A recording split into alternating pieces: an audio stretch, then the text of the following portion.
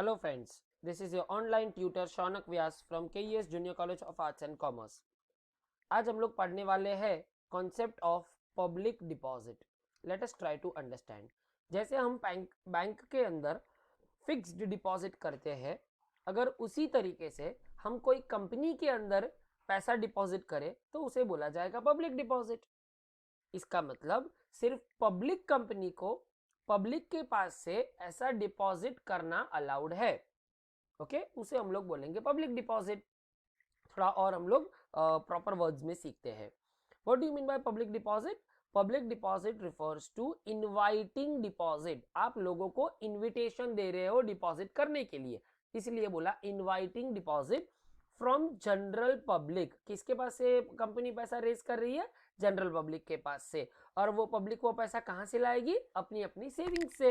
जैसे हम लोग अपने घर पे पैसा सेव करते हैं, बैंक के अंदर पैसा सेव करते हैं, तो कहीं पे भी हमारे पास जो पैसे सेव किए हुए हैं उसी के अंदर से हम वो पैसा कंपनी के अंदर डिपॉजिट करेंगे। तो सवाल उठता है कि कोई आदमी ने बैंक में पैसा जमा किया है, वो कंपनी में क्यों डिपॉजिट कर देगा? क्योंकि बैंक की कंपैरिजन में कंपनी थोड़ा सा ज़्यादा ब्याज देती है, उसीलिए पर्सन क्या करता है, ज़्यादा ब्याज कमाने के चक्कर में बैंक में ना डिपॉजिट करते हुए वो कोई कंपनी में पैसा डिपॉजिट करता है। बस ये फ़र्क है। अब कुछ और कॉन्सेप्ट्स डिपॉजिट के रिलेटेड हम लोग सीखते हैं। कोई कंपनी को कितना रुपया तक डिपॉजिट लेना अलाउड है?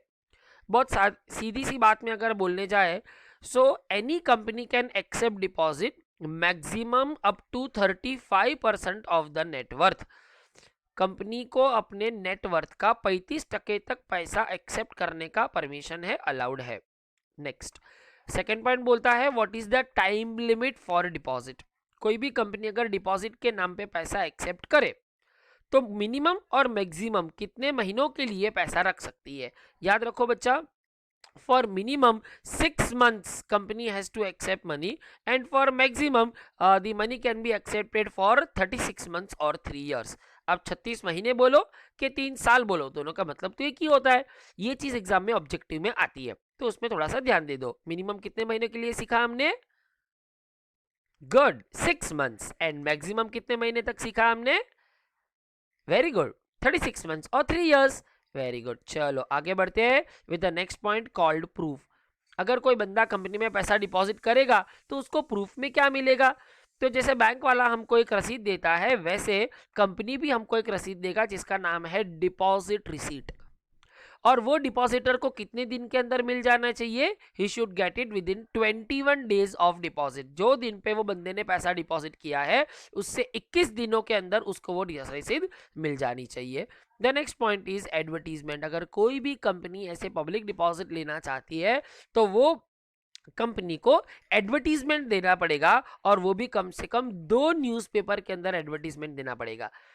Okay, let's go for the next point called interest. अब याद रखो, डिपॉजिट जो है ना, कंपनी ने पैसा उधार लिया है तो वो कंपनी का बोरोड कैपिटल है। जिसने डिपॉजिट किया है वो कंपनी का डिपॉजिटर है।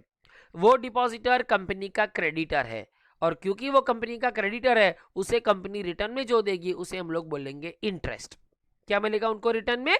interest. Okay, so they get fixed rate of interest as per the provisions made by Reserve Bank of India। RBI time to time अपने गाइडलाइंस देती है कि आप कितना रुपया इंटरेस्ट देने चाहिए, वो हिसाब से कंपनी देगी। And the last point is security. मतलब डिपॉजिटर को कंपनी की एसेट पे सिक्योरिटी मिलेगा कि नहीं मिलेगा, दैट डिपेंड्स। डिपॉजिट करने के टाइम पे वो बंदे को श्योर करना पड़ेगा कि उसका जो डिपॉजिट है वो सिक्योर्ड है या अनसिक्योर्ड है। दोनों टाइप का डिपॉजिट हो सकता है। आई होप आप लोगों को पब्लिक डिपॉजिट का कॉन्सेप्ट बराबर से समझ में आया होगा। अगर आपको ये वीडियो अच्छा लगा है तो उसे लाइक करो, शेयर करो, कमेंट करो, और चैनल को सब्सक्राइब नहीं किया है तो सब्सक्राइब भी करो। ओके, स्क्रीनशॉट लेके रखो so that you guys can revise. Thank you very much, all the best.